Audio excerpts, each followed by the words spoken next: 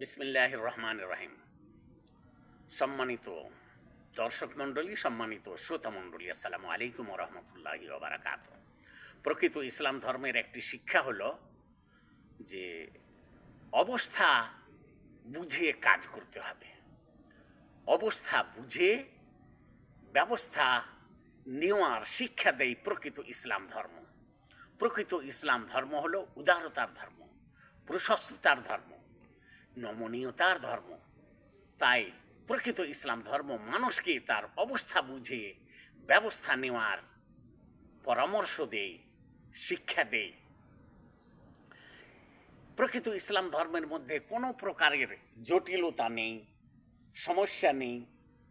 যেহেতু প্রকৃত ইসলাম হচ্ছে শান্তির ধর্ম, কল্যাণের ধর্ম, মঙ্গলের ধর্ম, আনন্দের ধর্ম, আরামের ধর্ম, তাই আপনারা আপনাদের সাধ্য মোতাবেক কুরবানি করবেন।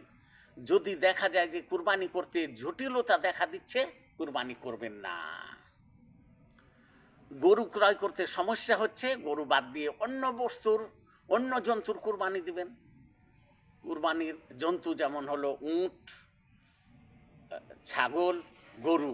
আর ছাগলেরই অন্তর্ভুক্ত হলো মেষ, দুম্বা ইত্যাদি। আর গরু এবং উটের যত বিভাগ আছে, যত প্রকার আছে, সবই জায়েজ কুরবানি দেওয়া।